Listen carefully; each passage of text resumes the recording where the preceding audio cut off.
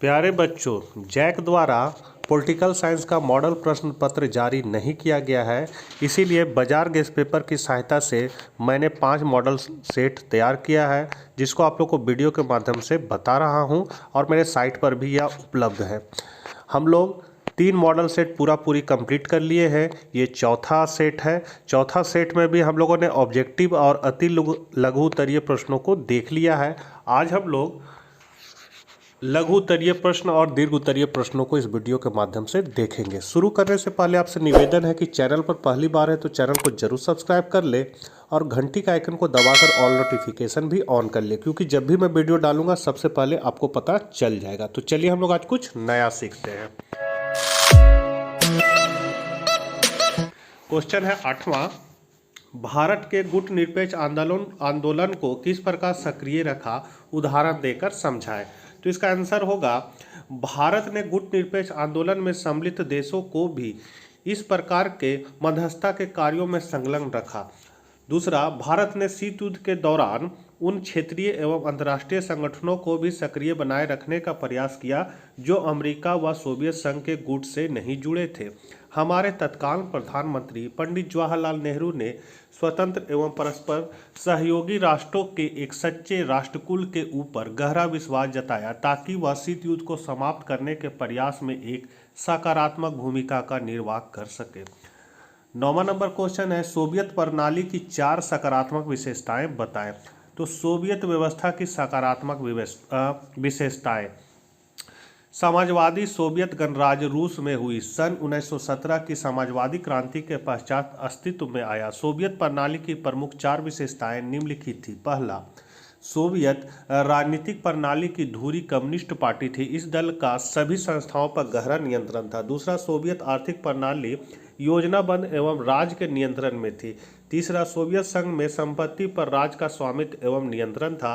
और चौथा, सोवियत संघ की संचार प्रणाली बहुत उन्नत थी।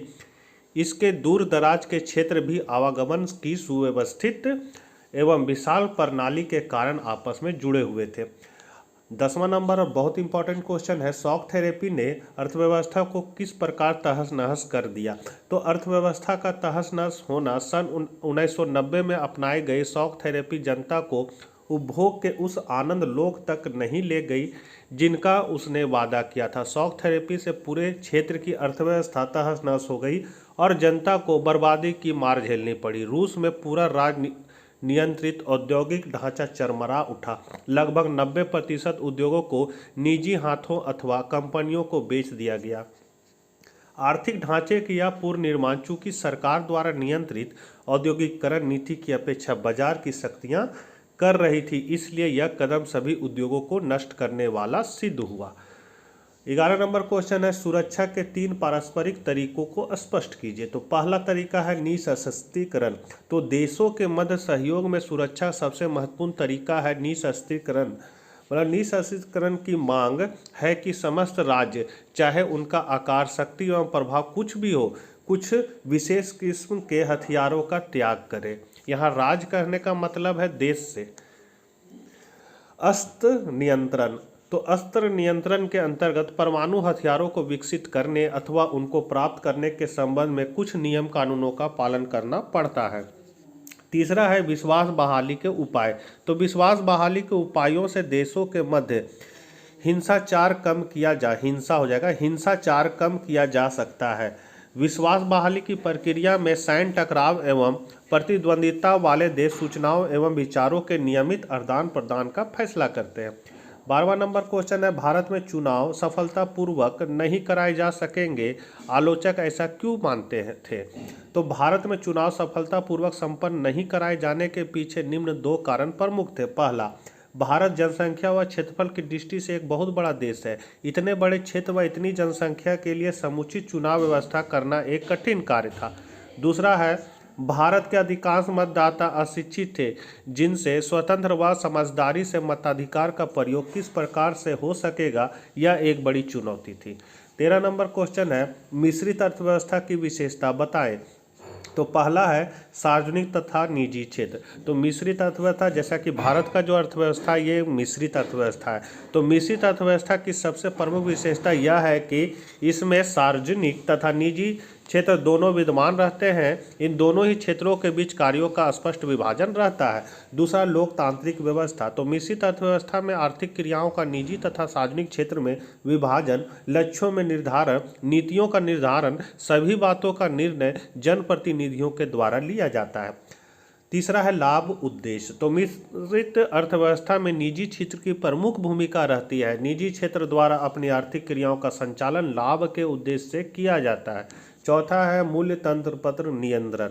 तो मिश्रित अर्थव्यवस्था में मूल्य तंत्र के संचालन को सरकार जन कल्याण की दृष्टि से स्वयं की कीमत नीति द्वारा नियंत्रित करती है।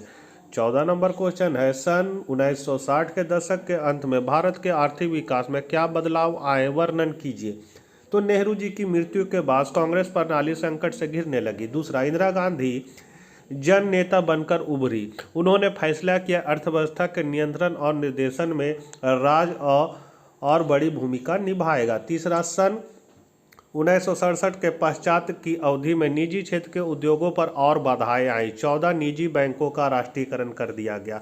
चौथा, सरकार ने गरीबों की भलाई के लिए अनेक कार्यक्रमों की घोषणा की। ये थे आपके लघु उत्तरीय। अब है शुरू दीर्घ उत्तरीय प्रश्न। 15 नंबर क्वेश्चन है, शीत युद्ध के बाद, यहाँ बाद हो जाएगा, के समय में दक्षिण एशिया के देशों की राजनीतिक प्रणाली का वर्णन करें। तो शीत युद्ध के पश्चात के समय इस क्षेत्र के देशों में एवं यहाँ के लोगों में मुख्य प्रवृत्ति लोकतांत्रिक राजनीतिक प्रणाली को अपनाने की रही है। यथा भारत व श्रीलंका। तो भारत व श्रीलंका के स्वतंत्र होने के पश्चात से आज तक लोकतांत्रिक व्यवस्था सफलतापूर्वक कार्य कर रही है। दूसरा है पाकिस्तान और बांग्लादेश। तो शीत युद्ध के पश्चात के समय में बांग्लादेश में लोकतंत्र कायम रहा। पाकिस्तान में शीत युद्ध के पश्चात के समय में लगातार 2 लोकतांत्रिक सरकारों का गठन हुआ। नेपाल ने अप्रैल 2006 तक संवैधानिक राजतंत्र था।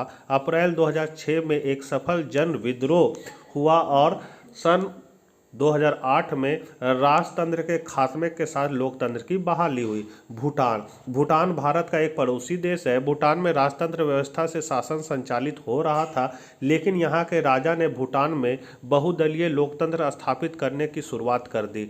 मार्च 2008 में भूटान में निष्पक्ष चुनाव हुए और राजशाही का अंत हो गया। मालदीव। तो मालदीव ने सन 1968 तक राजतंत्रात्मक व्यवस्था कायम रही। सन 1968 में ही मालदीव एक गणतंत्रात्मक देश बना तथा यहाँ अध्यक्षात्मक शासन प्रणाली अपनाई गई। जून 2005 में मालदीव की संसद ने बहुदलीय प्रणाली को अपनाने के पक्ष में मतदान किया। मालदीवीय डेमोक्रेटिक पार्टी MDP का मालदीव के राजनीतिक मामलों में दबदबा कायम है। 16 है, अंटार्कटिका महाद्वीप क्षेत्र की प्रमुख विशेषताओं, महत्व एवं अंटार्कटिका पर स्वामित्व संबंधी विवाद को समझाएं। तो यह महाद्वीप की निम्न विशेषता है। पहला, ये महादेश देश का विस्तार 40 लाख वर्ग करोड़ किलोमीटर में है। दूसरा, विश्व के निर्जन क्षेत्र का 26% भाग इस महाद्वीप के अंतर्गत आता है। तीसरा है, स्थल हिम का 90% भाग एवं धरती के स्वच्छ जल का 70% भाग इस महाद्वीप में मौजूद है। इस महादेश का 3 करोड़ 60 लाख वर्ग किलोमीटर तक अतिरिक्त विस्तार समुद्र में है। पांचवा, यह विश्व का सबसे सुदूर ठंडा एवं झंझावाती प्रदेश है। अंटार्कटिका महाद्वीप का महत्व। अंटार्कटिका महाद्वीप का महत्व निम्नलिखित है। पहला, अंटार्कटिका महाद्वीप विश्व की जलवायु को संतुलित रखने में महत्वपूर्ण भूमिका का निर्वाह करता है। बी, इस महाद्वीप प्रदेश की आंतरिक हिमानी परत ग्रीन हाउस गैसों के जमाव का महत्वपूर्ण सूचना स्रोत है। सी, इस महाद्वीपीय प्रदेश में जमी बर्फ से लाखों वर्ष पूर्व के वायुमंडलीय तापमान का पता लगाया जा सकता है। और डी है, इस महाद्वीपीय क्षेत्र में समुद्री पारितांत्रिक तंत्र अत्यंत उर्वर पाया जाता है। फिर है अंटार्कटिका पर स्वामित्व। तो विश्व के सबसे सुदूर ठंडे एवं झंझावाती महादेश अंटार्कटिका पर किसका स्वामित्व है, इसके बारे में 2 दावे किए जाते हैं। कुछ देश जैसे Britain, Argentina, Chile, Norway, France, Australia और न्यूजीलैंड ने अंटार्कटिका क्षेत्र पर अपने अधिकार का दावा किया है, जबकि अन्य अधिकांश देशों का मत है कि अंटार्कटिका प्रदेश विश्व की साझी संपदा है और यह किसी भी राष्ट्र के क्षेत्राधिकार में नहीं आता है। 17 नंबर क्वेश्चन है, गठबंधन सरकारों के उदय के लिए उत्तरदायी कारणों को समझाते हुए इसके प्रभावों को लिखिए। तो इसका आंसर है पहला, कांग्रेस के प्रभाव में कमी। तो आज़ादी के बाद से ही प्रमुख और शक्तिशाली कांग्रेस पार्टी का प्रभाव 1989 आते आते कम होना शुरू हो गया, अतः अनेक राजनीतिक दलों वाले राजनीतिक वातावरण में गठबंधन चलन शुरू हुआ। दूसरा है क्षेत्रीय दलों का प्रभाव एवं संख्या। तो 1989 में क्षेत्रीय दलों की संख्या बढ़ने के साथ साथ उनके प्रभाव में बढ़ोतरी को पहचाना जा सकता है। अपने क्षेत्रीय प्रसार की सीमा के कारण ऐसे दलों का केंद्रीय स्तर पर गठबंधन बनाना जरूरी हो जाता है। तीसरा है दल बदली। तो 1989 के बाद से ही दल बदली की प्रवृत्ति ने भारतीय राजनीति में अपना रंग दिखाना शुरू कर दिया था। इस प्रवृत्ति ने भी गठबंधन सरकारों के चलन को बढ़ाया। गठबंधन की राजनीति के प्रभाव। तो पहला है 1990 के दशक के पश्चात कुछ ताकतवर पार्टियों व आंदोलनों का उदय हुआ। इन पार्टियों एवं आंदोलनों ने दलित व पिछड़े वर्ग मतलब अन्य पिछड़ा वर्ग का नेतृत्व किया। दूसरा, उभरी हुई पार्टियों में से अनेक ने क्षेत्रीय आकांक्षाओं की भी दावेदारी प्रस्तुत की। तीसरा, भारत में गठबंधन की राजनीति से अनेक क्षेत्रीय दलों ने राज्यों में सरकारें बनाई तथा केंद्र सरकार में भी भागीदारी की। 18 नंबर क्वेश्चन है, लोकप्रिय जन आंदोलनों से क्या अभिप्राय है? इन आंदोलनों में कौन कौन से सबक सीखने को मिले हैं? तो लोकप्रिय जन आंदोलनों का अभिप्राय वह आंदोलन जो जनहित या लोगों की किसी समान समस्या या समस्याओं में प्रायः दलगत राजनीति से अलग चलाए जाते हैं, लोकप्रिय जन आंदोलन कहे जाते हैं। उदाहरणार्थ चिपको आंदोलन, दलित पैंथर्स आंदोलन तथा भारतीय किसान यूनियन आंदोलन आदि। जन या सामाजिक आंदोलनों द्वारा समस्याओं की अभिव्यक्ति या सामाजिक आंदोलनों के सबक।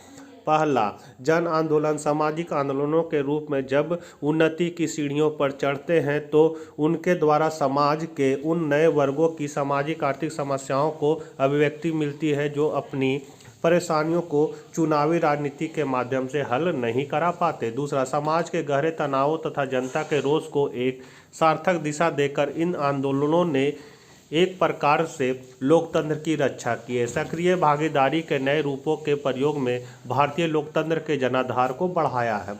तीसरा, इन आंदोलनों के आलोचक अक्सर यह तर्क देते हैं कि हड़ताल, धरना व रैली जैसी सामूहिक कार्यवाहियों से सरकार के कामकाज पर बुरा प्रभाव पड़ता है। उनके अनुसार इस तरह की गतिविधियों से सरकार की निर्णय प्रक्रिया बाधित होती है और प्रतिदिन की लोकतांत्रिक व्यवस्था भंग होती है। 19 नंबर क्वेश्चन है टिप्पणी लिखने के लिए और ये लास्ट क्वेश्चन है अंतर्राष्ट्रीय आणविक ऊर्जा एजेंसी पर और ह्यूमन राइट्स वॉच पर। तो पहला है अंतर्राष्ट्रीय आणविक ऊर्जा एजेंसी। तो सन 1954 में अमेरिका प्रस्ताव को मंजूरी प्राप्त हुई थी तथा 1956 में आणविक ऊर्जा के शांतिपूर्ण उपयोग पर आयोजित संयुक्त राष्ट्र सम्मेलन मतलब न्यूयॉर्क में जो हुआ था में 70 देशों की सरकारों द्वारा IAEA मतलब अंतर्राष्ट्रीय आणविक ऊर्जा एजेंसी के विधान पर हस्ताक्षर किए गए। 27 जुलाई 1957 में यह अभिकरण प्रभावी हो गया। सन 2013 के अंत तक इस अभिकरण के सदस्यों की संख्या 162 पर पहुंच चुकी थी। इसका मुख्यालय वियना में है। यह संयुक्त राष्ट्र का विशिष्ट अभिकरण न होकर संयुक्त राष्ट्र के तहत एक स्वायत्त संगठन है। अंतर्राष्ट्रीय आणविक ऊर्जा एजेंसी का मुख्य उद्देश्य संपूर्ण विश्व में शांति, स्वास्थ्य व समृद्धि के लिए आणविक ऊर्जा के योगदान को विस्तारित एवं प्रोत्साहित करना है। यह संगठन यह भी सुनिश्चित करता है कि इस प्रकार की सहायता का उपयोग कर किसी प्रकार के सैन्य उद्देश्य की पूर्ति न हो। अंतर्राष्ट्रीय आणविक ऊर्जा एजेंसी के प्रमुख क्षेत्र, पहला है स्वास्थ्य व सुरक्षा मानदंडों की स्थापना, सुरक्षित कार्यक्रम ताकि आणविक खनिजों का सैनिक उपयोग न हो, तकनीकी सहायता प्रदान करना, नाभिकीय अनुसंधान एवं विकास में सहायता करना। अब है ह्यूमन राइट्स वॉच। तो यह मानवाधिकारों की वकालत और उनसे संबंधित अनुसंधान करने वाला एक अंतर्राष्ट्रीय स्वयंसेवी संगठन है। यह अमेरिका का सबसे बड़ा अंतर्राष्ट्रीय मानवाधिकार संगठन है। यह समस्त विश्व की मीडिया का ध्यान मानवाधिकारों के उल्लंघन की ओर खींचता है। इस मानवाधिकार संगठन की स्थापना वर्ष 1978 में की गई थी। यह एक गैर लाभकारी गैर सरकारी संगठन है। इसका कार्यालय एम्पायर स्टेट बिल्डिंग न्यूयॉर्क में है। इसका विशिष्ट ध्येय ह्यूमन राइट्स है तथा लक्ष्य एक न्याय की आवाज़ बनाना है। इस संगठन के द्वारा पूरी दुनिया में 90 से अधिक देशों में मानवाधिकारों की रक्षा व संवर्धन के लिए कार्य किया जाता है। तो बच्चों, ये थे पॉलिटिकल साइंस मॉडल 4 के महत्वपूर्ण प्रश्न जो गेस्ट पेपर की सहायता से तैयार किया गया है। ये चौथा मॉडल हम लोगों ने कंप्लीट कर लिया। बहुत जल्द हम लोग 5वें मॉडल की ओर चलेंगे। चैनल पर पहली बार है तो जरूर सब्सक्राइब कर लीजिएगा और मित्रों तक यह वीडियो जरूर शेयर कीजिएगा। तब तक के लिए आज्ञा दीजिए। Bye bye.